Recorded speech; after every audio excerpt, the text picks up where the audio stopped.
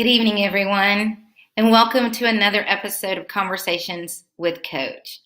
I'm so excited that you all have joined me, and I am super excited about our guest this evening, and I can't wait to bring him in so that you all can meet him as well.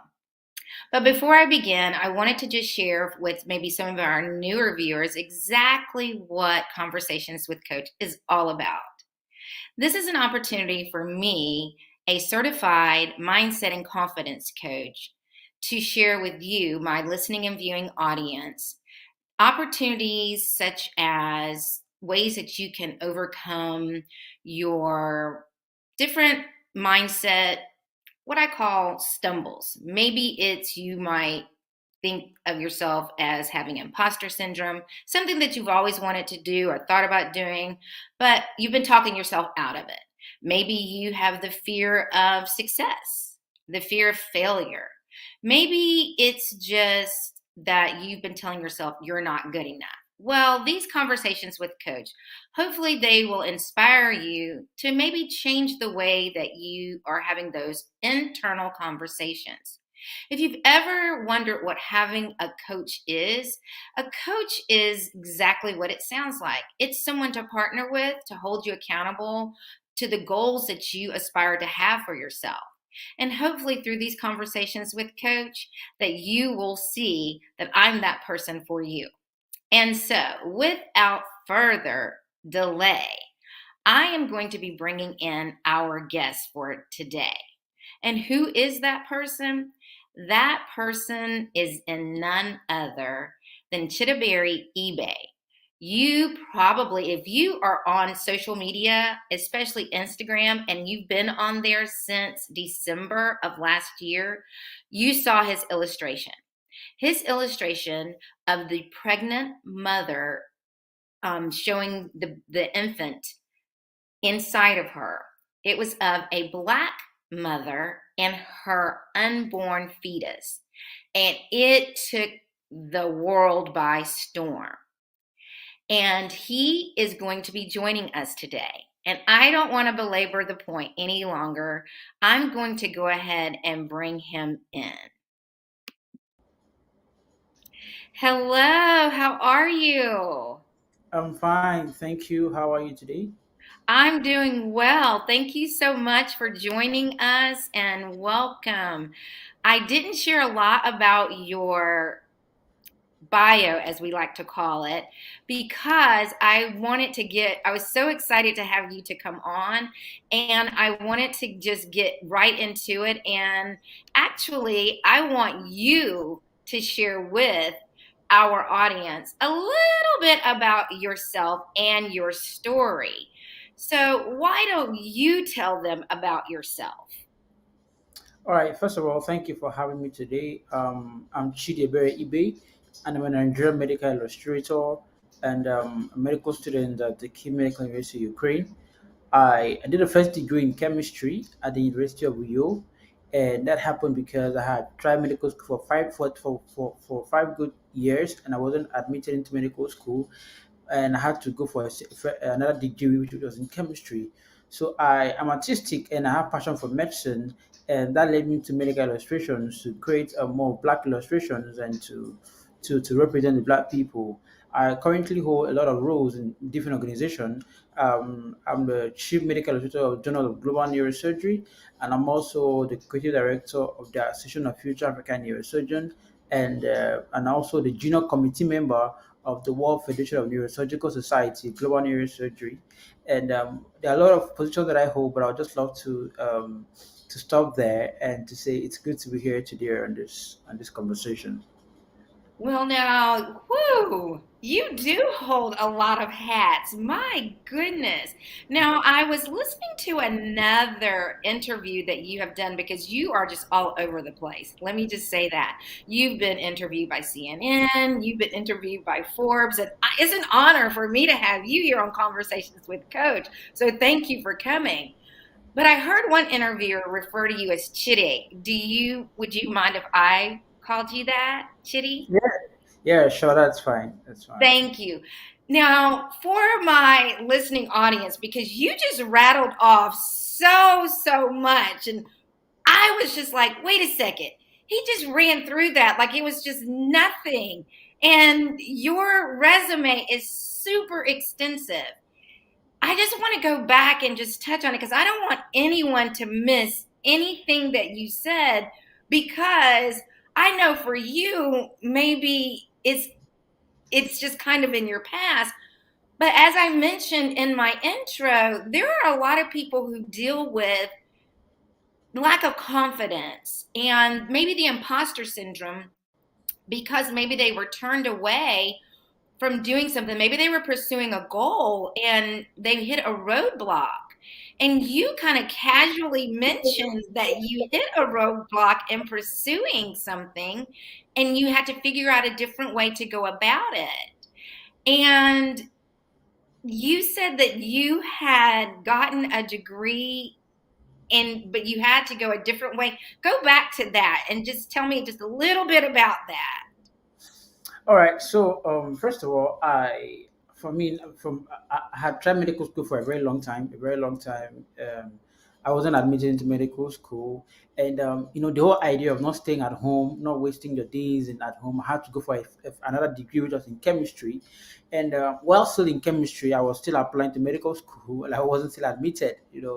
But I knew what I wanted to do. I knew that I wanted to be a medical doctor, and that's who I was created to be, and that's why I just kept on applying. And at some point, family gave up on me. Family said that you are all of this, you are gonna do this alone. Your school fees is all in your hands to take care of, And I just had to, I had to, I had to work on myself. I had to learn a lot of skills. I had to develop myself and become very artistic, and I think that's where I grew into becoming who I am today. I mean, there's too much. The more to talk about that, as we progress, I would talk about that more.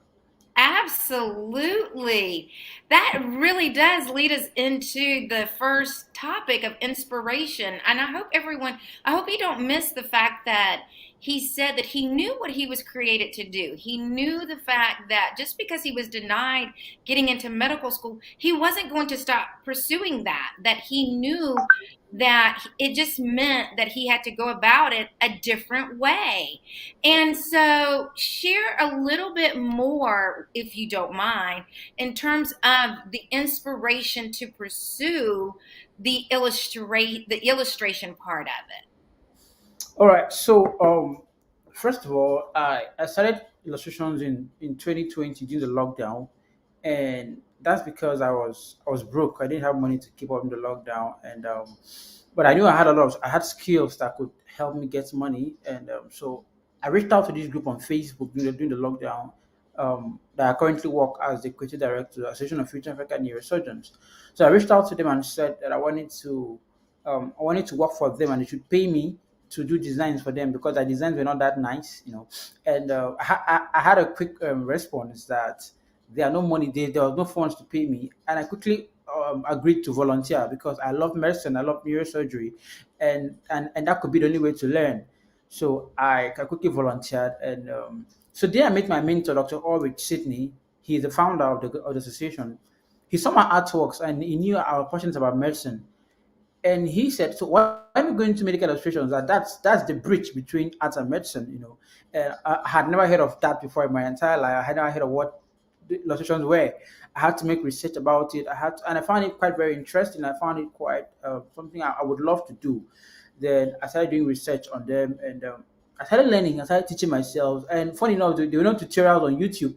There was no tutorial, so I teach myself everything that I learned today. I teach myself anatomy. I teach myself how to use Photoshop and so many things. And it was a difficult journey, very difficult journey, because from in Nigeria where I live is an hour journey to where I was working, and Mhm.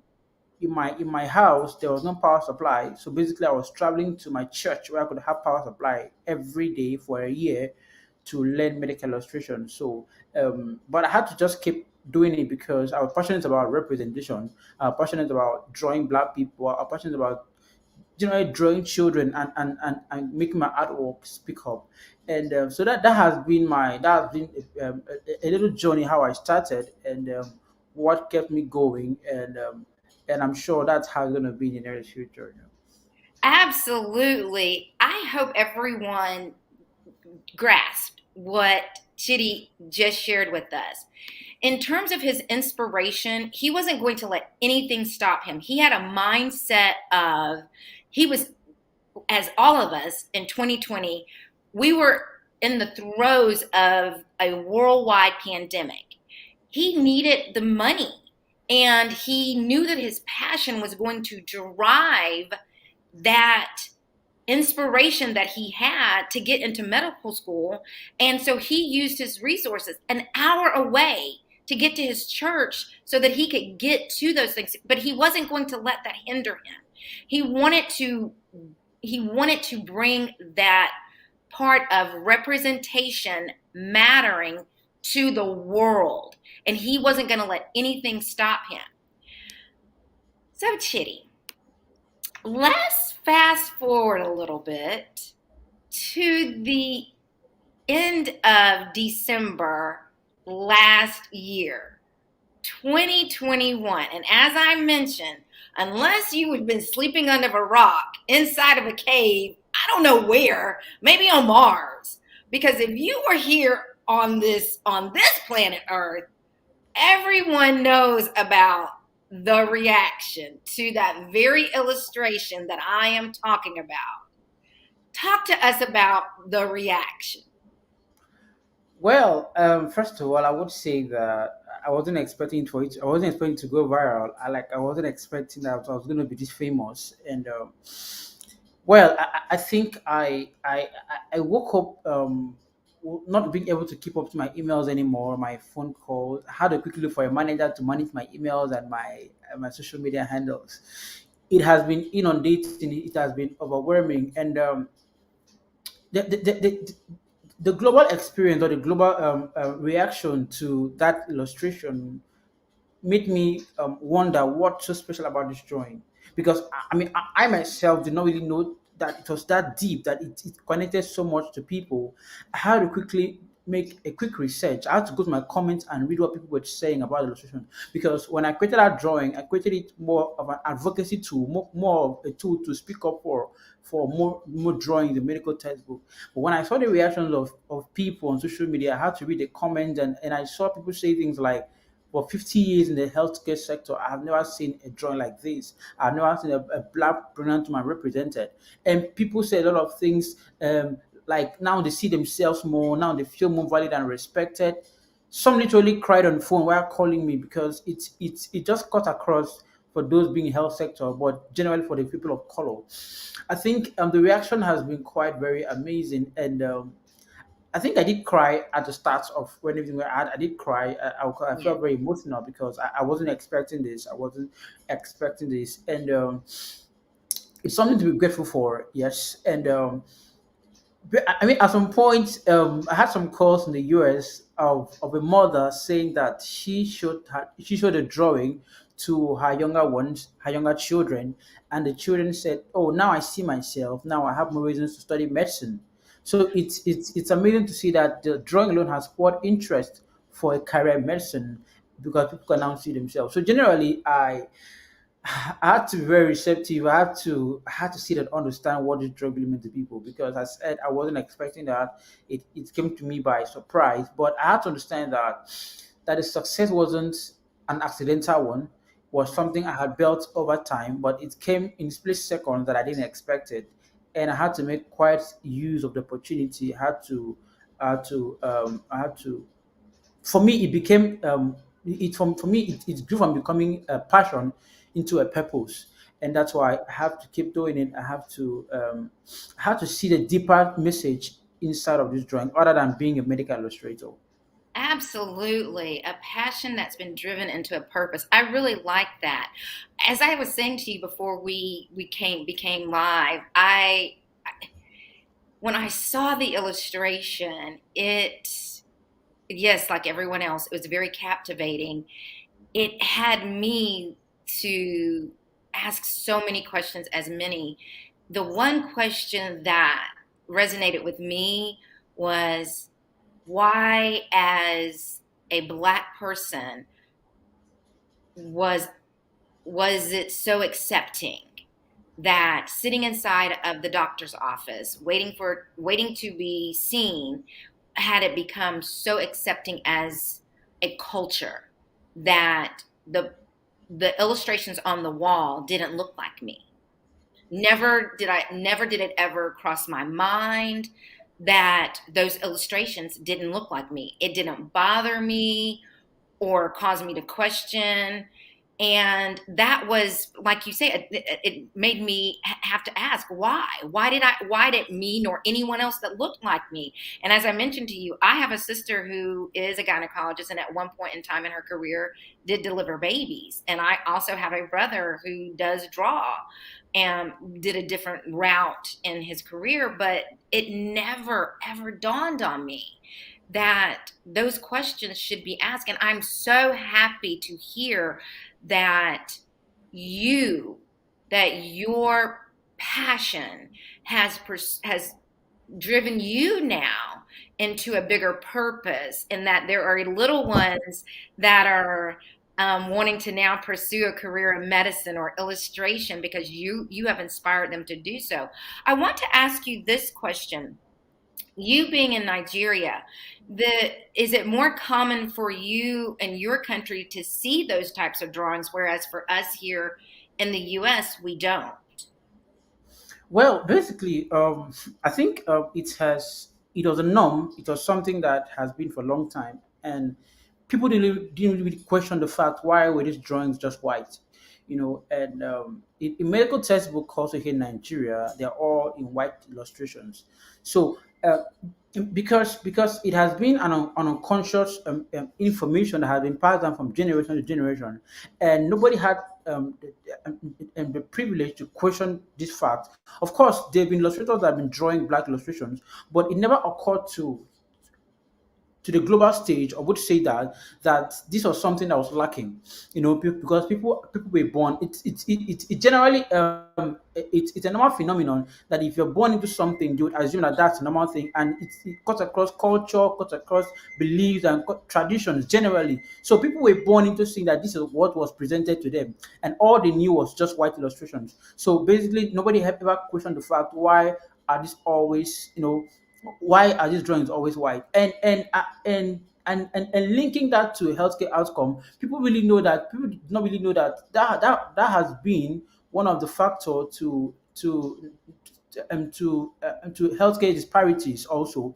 And then it's like, for example, here in Nigeria also, public health workers use white illustrations to go to local communities to make advocacy, and these communities that they are going to are local women that do not understand proper English.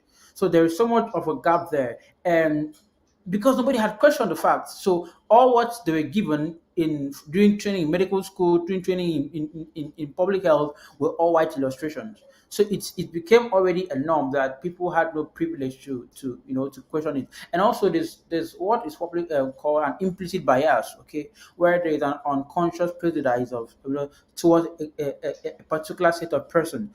So that has been an information that has been passed on from generation to generation, and it has affected our approach towards questioning fact like this. And also in Africa generally, there is this concept of always trying to imitate the white, okay, always trying to that the white is superior to us, that they are better than us.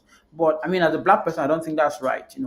We are all equal. We all have the same gifting, the same talent, and I think that's also the foundation where people didn't question the fact, because being an African and seeing white illustration would be like a privilege. Oh, that's a white person. Oh, we're in Africa, because there's this concept that when a white man comes to Africa, it's like God has come to Africa. So basically, it's what has locked up people's mindset from questioning the fact why has this drawing been there for a long time. And I would also say that for the founders of medical illustration, for those who drew illustration from who brought out the concept of illustrations, all they were doing were drawing white illustrations. So people were all seeing this often, people were seeing that often, and it became something that they all saw, and it was just what they accepted generally. So nobody did something different outside the box. Wow. Wow. That brings us to the next topic that I want to talk about, which is your overall message. Representation matters. And it's something now that and there was the initial viral reaction, and after that you're glad, as you said, that people recognized it, but the overall message that you want everyone to take away from this is that representation matters, and you just so said it, in terms of everyone being able to identify and see themselves in medicine and through the medical illustrations. Share more with that, with the audience, in terms of your message of representation matters, because you did address it in terms of the disparity that occurs in medicine. All right. So basically, first of all, when this drawing went viral, people said that what's the need of doing black illustrations? That we are all okay with the white illustrations. Mm. It's amazing to hear that, and that's simply saying that representation does not matter, because and I think it does really matter. First of all, because everybody wants to be seen and heard. Everybody wants to feel respected and valued, and the only way to do that is to create what represents them, and that's a proof that representation matters, and also that I say this often that they, because recently there are a lot of organizations that have been advocating for inclusion, for diversity, for respect, and for equity. And I say this often that there would be no inclusion or equity without proper representation. So in as much as we're advocating for this, there's a point, there's a need to represent this thing. People want to see how these things look like. And this has a role to play in improving our healthcare outcome. For example, there are a lot of cases where a black patient has been misdiagnosed of because he or she has a skin condition that the doctor was not able or is not able to diagnose. So, for example, because the way some skin condition represents on black skin is different from how it represents on a white skin, and it's also pertinent. It's also crucial that these things are properly represented.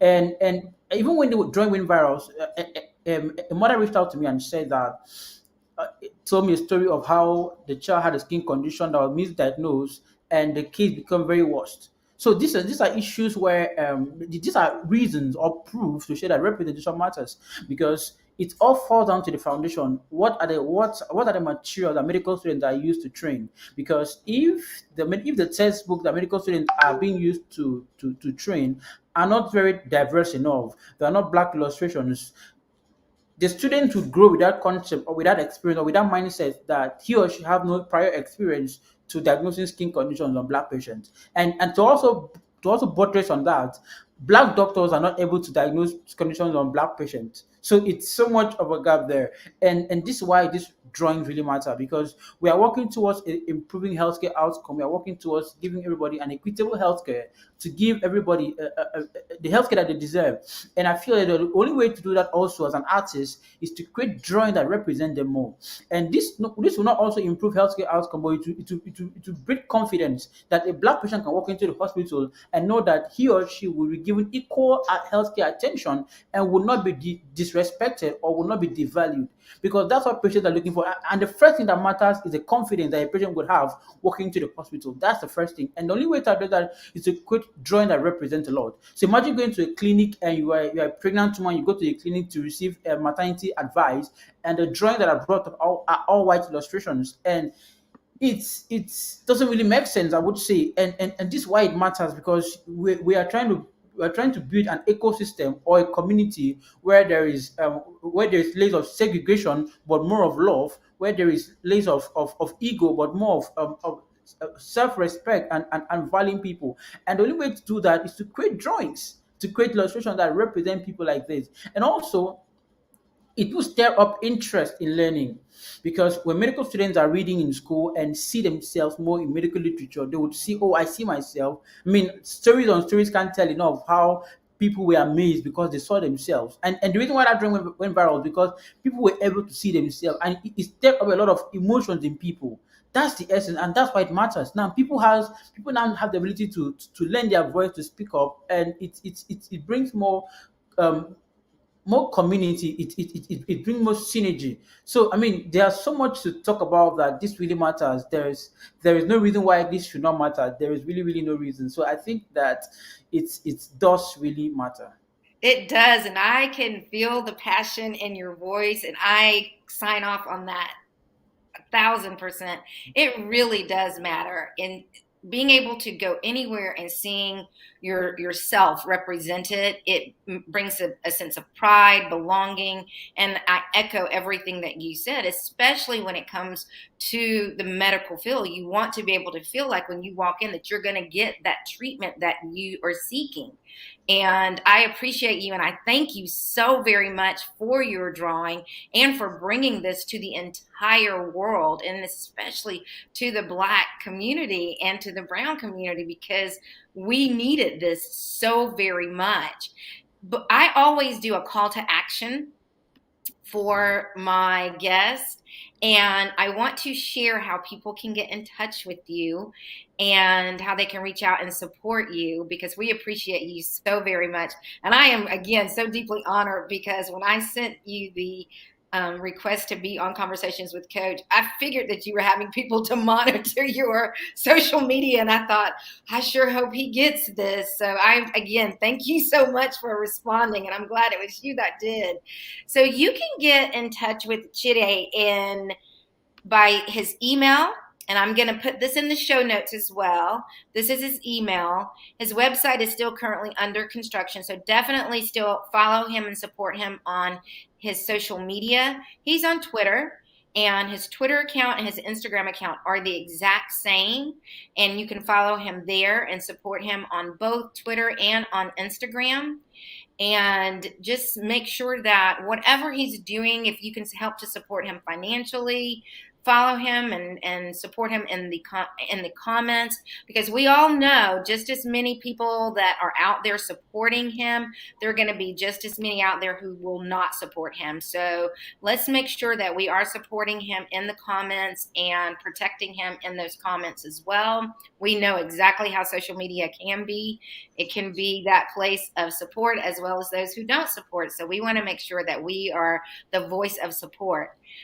Today, I always ask my guest during the final thoughts segment, I always ask them for the one mindset habit that they would like to leave the listening audience when it comes to confidence. And you left quite a bit of nuggets, but just to kind of wrap it all up, what would be the one mindset shift that you would like to leave with the audience today? All right, thank you for asking that, and I'm going to answer that with a little story, a personal story, what happened to me, and then I knew what was my mindset hack. Years ago, I was traveling, I was going somewhere, and because I had loved medicine so much, I had loved medical doctors, how to dress, I loved the hospital, and I haven't been to a hospital in a long while. Like after my birth, I have not really gone to a hospital. So being fascinated about the whole edifice, the whole beauty of being a medical doctor.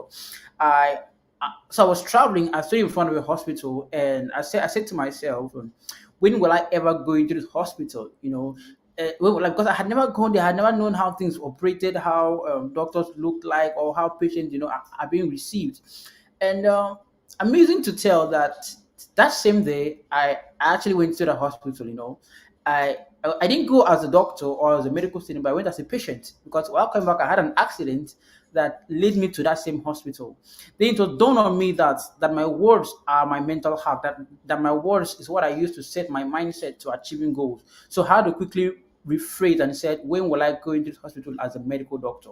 It's amazing to know that's what worked for me, that my words is what I used to create my mindset, what I used to frame my mind. And from there on, when I started speaking positive words to my existence, and I started creating my future. I started building a strong mindset through my words, and that's what I would tell to everybody out there, because our words are powerful, and if you can use our words, you can build a strong mindset that will lead to success and will lead to excellence. That is amazing. I love it. That is exactly right. And I don't know if you knew this or not, but that is my process for my confidence and mindset, I use see it, say it, do it. That is the process for Christina mindset. Chidi, it has been an extreme pleasure and honor speaking with you, and I hope this is not the last time that you will come to Conversations with Coach. I look forward to speaking with you again, and I wish you all the best in your journey. And I'm going to continue to be watching you. I'm going to thank you again for joining us, and I'm going to ask you to stay tuned as I close out and say goodbye to my audience. Thank you again for joining us. Thank you for having me. Pleasure is mine. Everyone, I hope that you enjoyed this as much as I did. It was such an honor to have him to be with us. And I hope you enjoyed that last takeaway. It's our words that matter.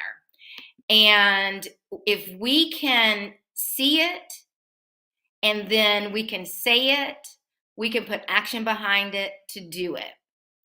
You don't want to miss next week. I have a dynamite guest that's going to be joining us. If you are an entrepreneur or you're an aspiring entrepreneur and you just don't really know how to navigate this social media world, she's going to help us to do that.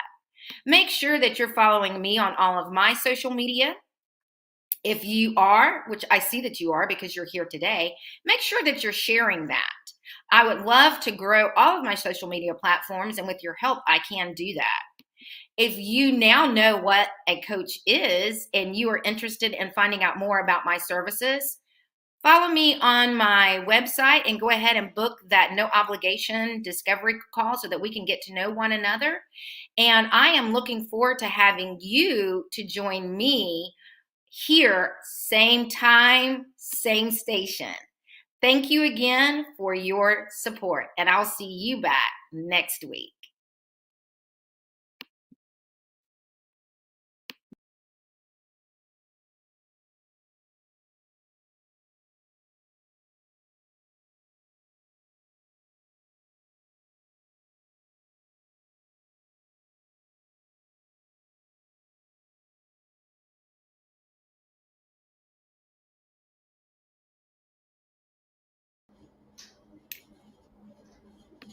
Thank you so much for this was great. So great. I